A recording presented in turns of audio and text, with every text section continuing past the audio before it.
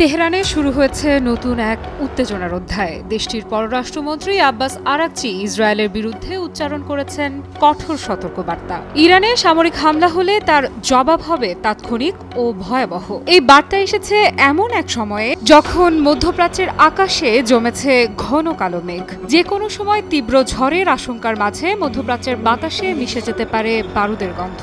Israel সম্প্রতি ইরানকে ঘিরে যেসব বক্তব্য দিচ্ছে সেগুলোকে আরাকচি বলেছেন ভ্রান্ত কল্পনা। তিনি বলেন, ইসরায়েল এমন এক জগতে বাস করছে যা বাস্তবতা থেকে অনেক দূরে। তাদের ভাবনা যে তারা ইরানকে নিয়ন্ত্রণ করতে পারবে সেটি একেবারেই ভিত্তিহীন।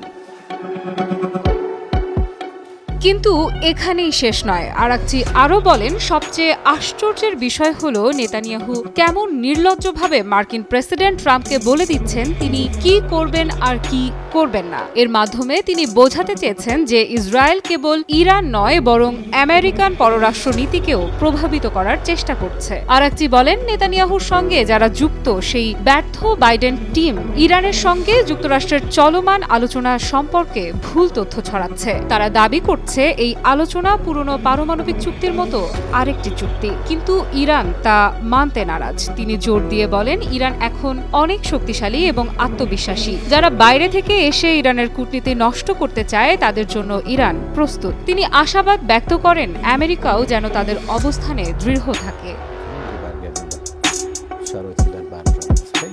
আরাকচি এটাও স্বীকার করেন যে এখন অনেক ইরানি পুরনো পারমাণবিক চুক্তিকে যথেষ্ট বলে মনে করছেন না। তারা বাস্তব লাভ চায়, শুধুমাত্র কাগজে কলমে কোনো চুক্তি নয়। তিনি বলেন, বাইডেন টিম বা নেতানিয়াহুর লোকেরা যাই বলুক না কেন এই বাস্তবতা তারা বদলাতে পারবে না। তবে সবচেয়ে গুরুতর অংশটি ছিল তার শেষ বার্তায়। তিনি বলেন, এখন কোনো সামরিক সমাধান নেই এবং কেউ যদি সামরিক হামলা চালায় তাহলে তার জবাব দেয়া হবে সঙ্গে সঙ্গে, বিলম্ব ছাড়াই।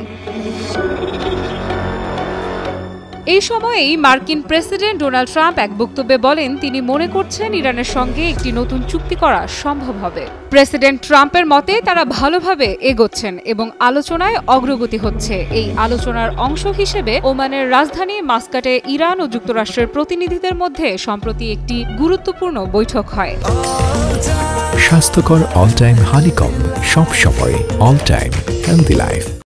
সেই বৈঠকে দুই পক্ষই সম্মত হয় তারা আগামী সপ্তাহে আবারও বসবেন। ইরানি টিভি ও রেডিওর এক প্রতিবেদক জানান, আলোচনা অনেক এগিয়েছে। দুই দলের মধ্যে পারস্পরিক প্রত্যাশা এবং দাবি নিয়ে বিস্তারিত আলোচনা হয়েছে। প্রযুক্তিগত বিষয়েও আলোচনা এখন বিস্তারিত পর্যায়ে পৌঁছে গেছে। পুরো বিষয়টি নিয়ে গোটা বিশ্ব এখন উদ্বিগ্ন। একদিকে চলছে আলোচনা, অন্যদিকে বাড়ছে হুমকি। একদিকে শান্তির বার্তা, অন্যদিকে যুদ্ধের ছায়া। পরিস্থিতি কোন দিকে যাবে তা এখনো অনিশ্চিত।